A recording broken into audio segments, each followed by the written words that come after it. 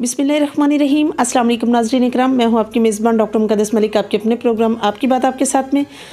नाज़रीन इकराम, आज हम मौजूद हैं मंडी बहाउद्दीन, और मंडी बहाउद्दीन शेरों का शहर है और उसी के यूसी कोट बलोच में। और आपकी मुलाकात एक ऐसी मुमताज़ समाजी सियासी शख्सियत से करवाते हैं जिन्होंने अपने करियर का आगाज़ जब किया सियासत में, तो वो एक चेयरमैन रहे ज़कात उशर कमेटी के, और उनका ये रिकॉर्ड है कि वो टॉप पर रहे डिस्ट्रिक्ट मंडी बहाउद्दीन में। हमारे साथ मौजूद हैं चौधरी शाहिद नवाज़ गोंदल साहब, जो मुमताज़ बिजनेसमैन भी हैं और मारूफ समाजी सियासी शख्सियत भी हैं और उम्मीदवार चेयरमैन भी हैं और अवामी लीडर हैं। और जब भी इंसान अवाम में मकबूलियत रखता है तो उसका शुमार जो है वो सियासत से हटकर हो जाता है। तो आज हमारे साथ मौजूद हैं शाहिद नवाज़ गोंदल साहब। उनसे पूछते हैं कि उन्होंने अपनी सियासी ज़िंदगी का आगाज़ कब और कैसे किया। अस्सलाम वालेकुम जी। जी वालेकुम सलाम जी मैडम, बहुत शुक्रिया जी हम न्यूज़ कि आपने आज मुझे ये मौका फराहम किया है कि मैं अपनी बात कर सकूं। इस वक्त जो मसाइल है ना वो बताने बहुत ज़रूरी हैं। सही बात असल में असल प्रॉब्लम क्या है, प्रॉब्लम्स क्या हैं, और जिस तरह से माशाल्लाह से जो मैं समझती हूँ कि आप अवामी लीडर हैं, इस तरह अवाम के बारे में मसाइल बताना तो बहुत ज़रूरी है।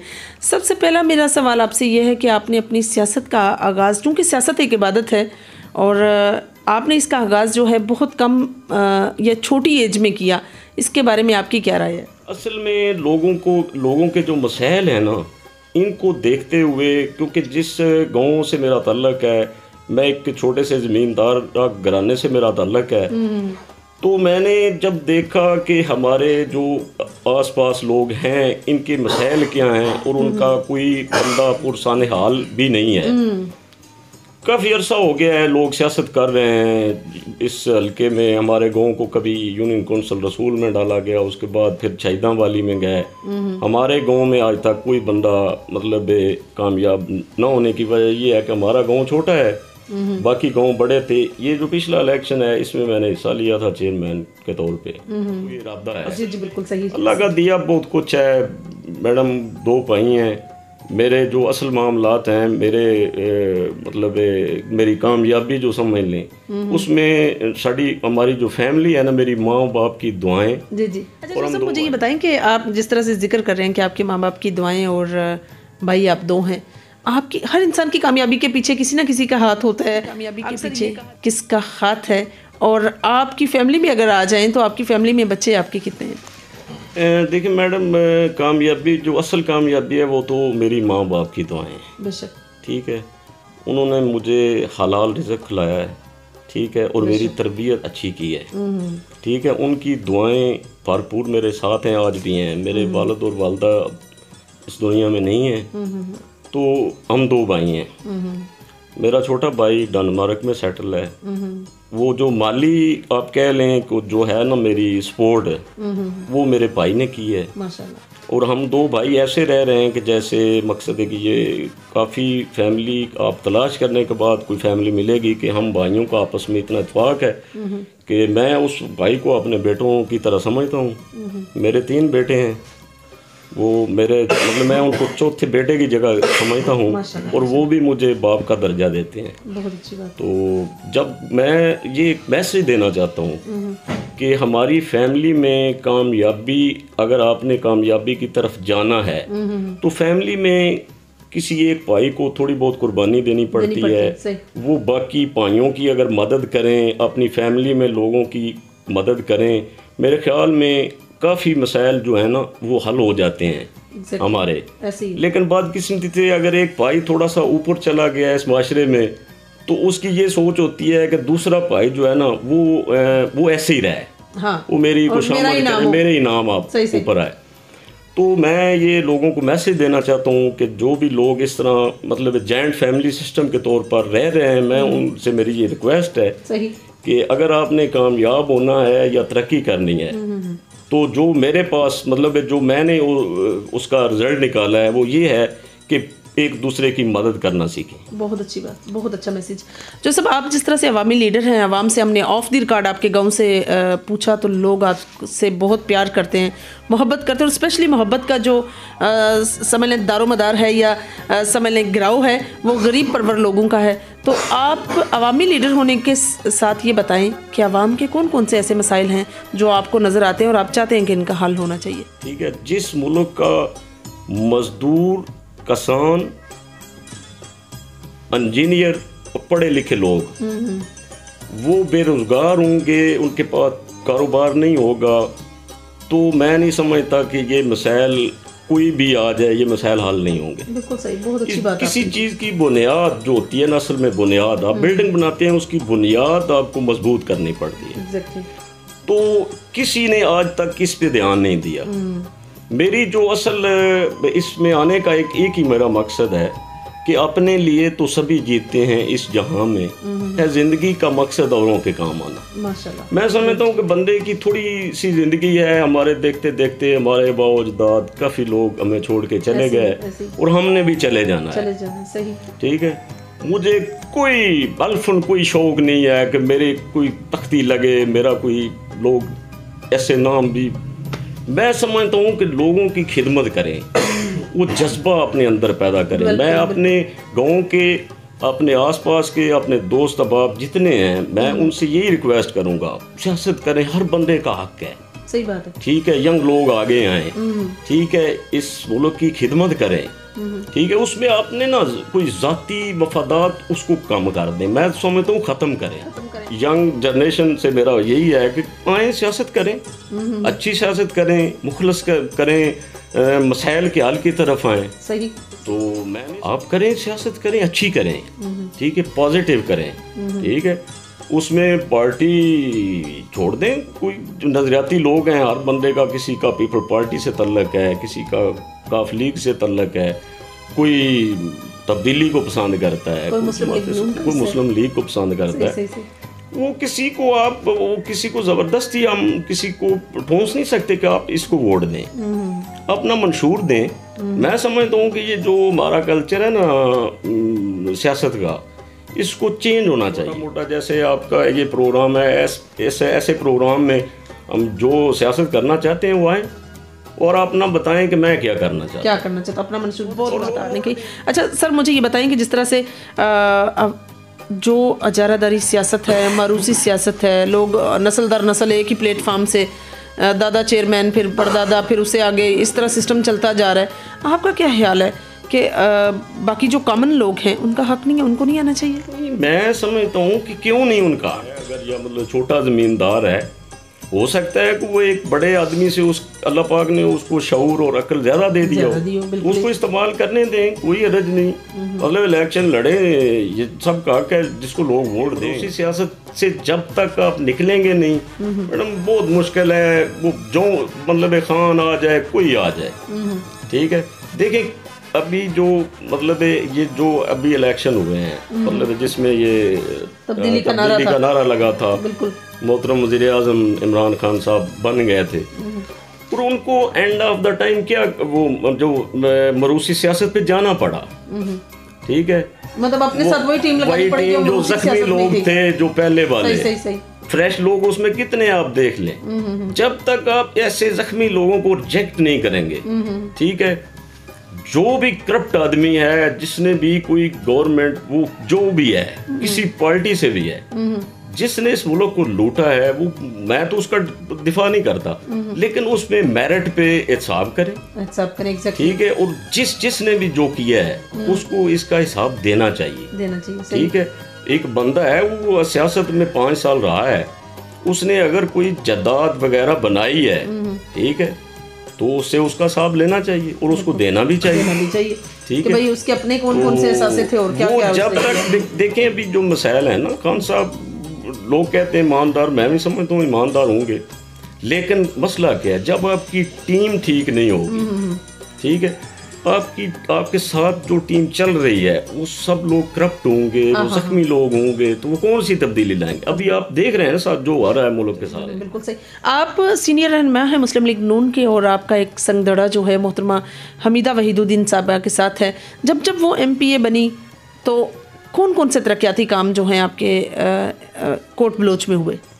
और देखिए मैडम, वो पहले जो उनकी स्टार्ट जो MPA बनी थी वो उस वक्त तो काफ लीग का दौर था, तो उस दफ़ा काफ़ी वोट उन्होंने अपने हमारे गांव से भी लिए, हल्के से भी लिए, और उनकी वो इब्तदा थी सियासत की, तो अच्छे काम किए उन्होंने, काफ़ी काम हमारे गांव में किए। फिर जब वो नून लीग का जो पिछला दौर गुजरा है ख़ास करके, उस दौर में वो मिनिस्टर भी थी, तो आप ये जो रास्ते पे ये जो हमारे गांव की तरफ आता है ठड़ी बराज से, इस रास्ते की कोई हालत नहीं थी, तो उसने आते ही इसको जो है कंक्रीट करवाया, बड़ा अच्छा रोड बना। उसके बाद जो है ये जहाँ पे वो सेम नाला है, सेम नाले से लेकर गुलशन इकबाल तक एक रोड बना है, वो भी उन्हीं के दौरे हुकूमत में, और हमने भरपूर उनसे ये मतलब कोशिश की। सही। मतलब मैं समझता हूँ कि वो हमारा हक था। बिल्कुल। और हक के लिए बोलना पड़ता है। बिल्कुल ठीक सही। है। मैं तो जब भी उनसे मिला हूँ, ठीक है, मतलब जब जितनी देर वो इक़्तिदार में रही पिछले टेन्योर, मैं जब भी मिला मैडम, मेरा एक ही सवाल था कि मेरे गांव का ये मसला, मेरे गांव का ये मसला, मेरे गांव में स्कूल हॉस्पिटल होना चाहिए। कोशिश भरपूर की है, लेकिन उसके बावजूद मतलब काम काफ़ी ज़्यादा काम हुए हैं। हमारा छोटा सा गांव है, 2 हाई स्कूल हैं, ठीक है, उसके बाद ये मतलब सड़क भी ठीक हो गई है, तो बाकी उनका जो है पिंड के साथ वो समझती हैं कि ये कोट बलोच जो गांव है ना, ये मेरा आबाई गांव समझती हैं कि क्योंकि मेरे बाप का भी इधर काफ़ी तल्लक था, मेरा नून लीग से तल्लक है, तो अगर कोई बंदा करप्ट किसी बंदे के पास टिकट आ गया है, तो मेरा ज़ाती ख्याल है कि उसको वोट नहीं देने चाहिए। बिल्कुल सही। उसके पॉजिटिव अगर दूसरी साइड पे बेशक कोई अच्छा बंदा किसी जमात का है, आज़ाद है, किसी पार्टी का है, उसको वोट करना चाहिए। बिल्कुल सही। वो जो बंदा आपका वोट लेकर वो 5 साल आपको पूछे ही नहीं, तो मैं समझता हूँ कि ऐसे अगर सियासतदान इस किस्म के आ जाएं, जैसा कि मैडम हमीदा वहीदुद्दीन है, मैं नहीं समझता 5 साल के बाद मुल्क काफ़ी तब्दील हो जाएगा। अपनी आवाज़ बुलंद, वो जब भी असम्बली में गई, हमारे ये रसूल कॉलेज के लिए उन्होंने काफ़ी तगोदो की, असम्बली में बार बार क्वेश्चन सवाल, इसको यूनिवर्सिटी के लिए उन्होंने कोशिश की, और अभी मेरे ख्याल है उनका फंड वगैरह अभी भी आ गए हैं, तो वो उसके बाद हॉस्पिटल के लिए काफ़ी कोशिश की। हमारा जो शहर है, आपने कभी शायद शहर का चक्कर लगाया हो, तो पूरे शहर में टफ टाइल लगी है, पूरा शहर में ना। जो मुमताज़ तारड़ साहब जब आए तो MNA बने, तो पहले तो 2.5-3 साल गुजर चुके थे। उसके बाद बंदा जब बनता है फिर वो थोड़ा बहुत उसको मतलब असम्बली में नया जब जाता है तो कुछ टाइम लग जाता है।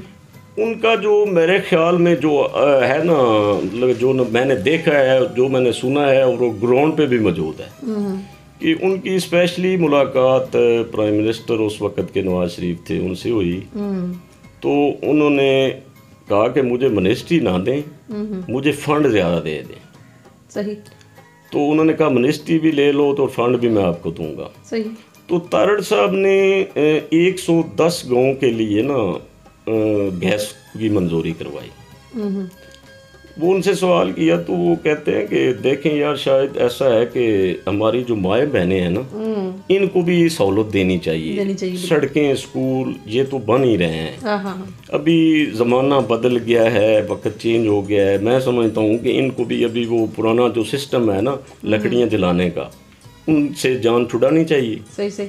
तो उन्होंने 110 गांव के लिए गैस मंजूर ऐसे करवाई कि 110 गांव के लिए मुकम्मल फंड जमा करवा दिया। फंड में हमारा गांव भी शामिल था। 5 करोड़ रुपया उन्होंने दिया हमारे गांव के लिए, और मुकम्मल जमा करवा दिया। बस छोटे छोटे काम काफ़ी हैं कि रास्ते जो हैं मैं समझता हूँ कि अभी जो खान साहब धरनों के दौरान जो कंटेनर पे कहा करते थे ना कि सड़कें और पुल बनाने से मुल्क तरक्की नहीं करते, मैं जो मेरा राती ख्याल है वो मैं समझता हूँ कि रास्ता बहुत ज़रूरी है किसी चीज़ की तरक्की के लिए, इलाके की, किसी डिस्ट्रिक्ट की तरक्की के लिए रास्ता ज़रूरी है। बिल्कुल सही भी है। छोटे अगर हम मसाइल की बात करें तो पाकिस्तान ज़रहेज़ मुल्क है और मैं समझती हूँ कि पाकिस्तान की जीडीपी में बहुत बड़ा रोल जो है वो ज़मींदारों का है, जिस तरह ओवरसीज़ का इस तरह ज़मींदारों का भी है।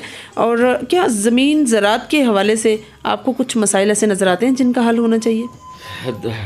देखिए मैडम, मैं अभी जो बात की है ना, मैं सारे प्रोग्राम से ये सबसे ज़रूरी ये बात है कि हमारा मुल्क जो पाकिस्तान है ये एक ना ज़री मुल्क है। एग्जैक्टली। अल्लाह पाक ने ऐसा करम हमारे मुल्क पे है कि यहाँ पे मौसम भी हैं, अल्लाह पाक ने ये नहरी निज़ाम हमें दिया है, हमवार ज़मीन दी है और मेहनत करने के लिए ज़मींदार हमारे काफ़ी मेहनत करते हैं।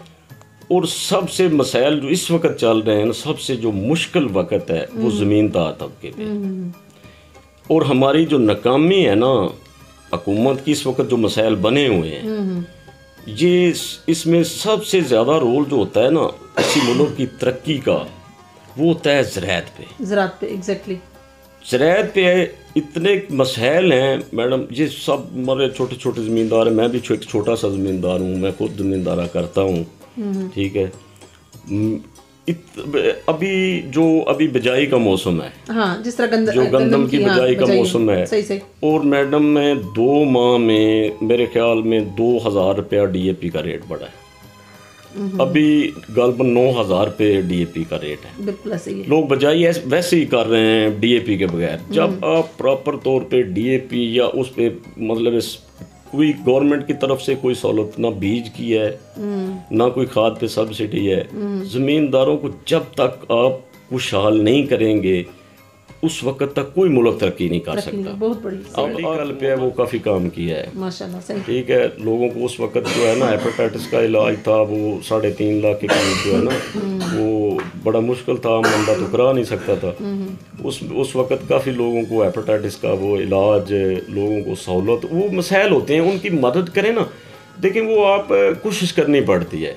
मैं 3-4 दफ़ा ना वो लोगों के साथ मुझे लाहौर तक जाना पड़ा, क्योंकि ये इस किस्म के काम होते हैं ना गरीबों के। बैंक में जाते थे ना वो पैसे लेने के लिए, वो उनको इतना परेशान बैंक वाले करते थे वो, क्योंकि सारे लोग कुछ तो मजदूर होते हैं, मतलब या कोई बेवा औरत हो गई, उनको वो 3-3, 4-4 दिन वो चक्कर लगवाने, तो थोड़े से पैसे होते थे। तो मैंने बैंक जाकर कहा, मैं यार इनका गरीबों का ख्याल करें, मतलब इससे ज़्यादा तो लोगों बाकियों आम जो है ना कस्टमर, उनसे बेहतर इनको तरजीह दें। तो जो भी आप करते हैं ना, मैं समझता हूँ कि आप कोई ऐसा दुनिया में काम नहीं, अगर कोशिश करें तो वो नामुमकिन। बहुत अच्छी बात है आपने जो सब आप माशाल्लाह से जिस तरह से आपने किसान की सब्सिडी की बात की और तहफ़्फ़ुज़ात की बात की, इट्स वेरी इम्प्रेसिव। आप मुझे ये बताएं कि आप बिज़नेसमैन भी हैं और बिज़नेस के साथ साथ आपकी हॉबीज़ क्या हैं, और हॉबी में सबसे प्रायोरिटी वाला हॉबी आपका क्या है? मैं समझता हूँ जो है ना बंदे का शौक़ तो काफ़ी, हर बंदे के शौक़ होते हैं, मैं ये भी करूँ, मैं ये भी करूँ, जी। लेकिन जो है ना असल में मतलब एक होना ज़रूरी है, क्योंकि घर भी चलाने होते हैं। तो मैं समझता हूँ कि जिस दिन मैं मतलब जब मैं रात को घर आता हूँ ना, तो मैं उस पर ज़रूर सोचता हूँ कि आज दिन मैंने कोई अच्छा काम किया है कि नहीं किया। बहुत अच्छी बात, सही। तो मैं कोशिश करता हूँ कि शाम को मैं जब घर आऊँ ना, तो मैं मतलब मैं मेंटली तौर पे मैं मुतमिन हूँ कि मैंने आज अपना दिन ज़ाया नहीं किया। कुछ लोगों की खिदमत की, जितनी कि मैं कर सकता हूँ वो मैं कोशिश। मैं छोटा सा एक ज़मींदार हूँ, उस पर मैं काफ़ी मतलब शौक़ है मुझे, मैं 1-2 घंटे के लिए लाजमी वो जाता हूँ। जानवर थोड़े बहुत रखे हुए हैं, उनको भी देखता हूँ, उनको किसी को मसला तो नहीं है। उसके बाद बच्चों के मामलात हैं, तो और गार्डनिंग आपका मैं समझती हूँ कि सबसे ज़्यादा इम्प्रेसिव है, बहुत अच्छा सा। नॉर्मली हमने भट्ठे देखे हैं, विजिट किए हैं, तो नाजरीन भट्ठे ऐसी जगह है जिस पे काम हो रहा है, मिट्टी का सारा काम है, तो ज़्यादा ही डस्ट गन ये सब कुछ होता ही है। लेकिन यहाँ टोटल डिफरेंट है। यहाँ जो सब आपने बहुत वेल मेंटेन किया। जो सब आप मुझे ये बताएं कि भट्ठे को मेंटेन आपने किस तरह किया, जबकि वहाँ रहने वाली मखलूक जो है वो तकरीबन मिट्टी में ही काम कर रही होती। हाँ, ये बड़ा मुश्किल, मैंने ना वो जब शुरू में ये बनाया तो मतलब मेरा माइंड था कि कोई मतलब सफाई मतलब निस्फ़ ईमान है जी जी, वो ज़रूरी है। तो मेरी बल्कि कोशिश थी कि कोई ऐसी जगह मखसूस कर दी जाए जहाँ पे ना मतलब बैठने के लिए कोई दोस्त मेहमान आ जाएं, तो वो ज़रूरी है। तो मैं थोड़ा सा इलाका उस पर थोड़ी कोशिश की, उसको मतलब वो चार दीवारी करके अलहदा कर दिया। तो उसके लिए होता है कि नमाज पढ़नी हो, उसके लिए जगह साफ़ रहती है, क्योंकि भट्टे का काम आपने जैसे बताया कि वो काम ऐसा है कि वहाँ पे मतलब साफ, तो इसलिए मैंने अपने लिए वो थोड़ा सा इतना किया है, वो चले दोस्त मेहमान अगर आ जाता है या किसी ने नमाज पढ़नी हो, बैठने के लिए थोड़ी बहुत साफ़ जगह होनी चाहिए आप। तो क्या आप इलेक्शन कंटेस्ट करेंगे? जी इंशाल्लाह, देखें अल्लाह खैर करेगा। जो मिशन शुरू किया है इसको इंशाल्लाह जारी रखेंगे। लोगों की खिदमत करने का जो है जज्बा इंशाल्लाह जारी सारी रहेगा। बाकी मुझे जो है ना वो किसी को पार्टी, मैं ज़ाती तौर पे किसी पे ज़्यादा ना इल्ज़ाम तराशी वो मेरा शौक़ नहीं है, ना मैं करता हूँ। मैं कहता हूँ आप क्या करते हैं, हाँ बस अपना आप अच्छा करें। बाकी कोई मतलब अगर वो कोई गलत करेगा तो उसको सिला मिलेगा। आप क्या करते हैं, मेरी कोशिश होती है ज़रूर इंशाल्लाह पूरी हिस्सा लेंगे। बिल्कुल। और इसी तरह से इसी वक्त के लिए सियासत, समाजत, हर चीज़ को मद्देनजर रखते हुए आप आवाम को मैसेज क्या देंगे? बंदा वोट डालने के लिए जाए ना, कोई बंदा, हर बंदा एक मिनट, एक आधे मिनट के लिए सोच ले कि मैं जिस बंदे को मैं वोट डाल रहा हूँ मेरे वोट का इस्तेमाल ठीक करेगा, मेरे वोट को भेज तो नहीं देगा। सही, ठीक है, ये बंदा इस एल है कि नहीं, किसको वोट करें। ठीक है, तो मैं समझता हूँ कि जब हमें पता, जिस दिन ये पता चल जाए कि मेरे वोट की क्या ताकत है, अभी तक तो काफ़ी लोग वोट ज़ाया कर देते हैं, वो समझते हैं कि मेरे एक वोट से क्या होगा। मैं समझता हूँ कि हर वोट आखिरी वोट है और हर वोट फैसला कौन वोट है, क्योंकि उसमें छोटे बड़े का तो है नहीं, वोट सबका बराबर है। इसका इस्तेमाल ठीक हो जाए, ठीक है, और इंशाल्लाह मुल्क के काफ़ी हालात बेहतर हो जाएंगे। मैं एक बहुत ज़रूरी मैसेज जो देना चाहता हूँ ना अपने इस माशरे में, इस अपनी नौजवान नस्ल को, वो है कि ये जो असला कल्चर है ना, इसका खात्मा होना चाहिए। बिल्कुल सही। काफ़ी जगह पे मैं जब जाता हूँ ना तो मुझे बड़ा दुख होता है कि लोग जो हैं वो असले की नुमाइश कर रहे हैं, लोग हवाई फायरिंग कर रहे हैं, खौफ व हरास फैला हुआ है।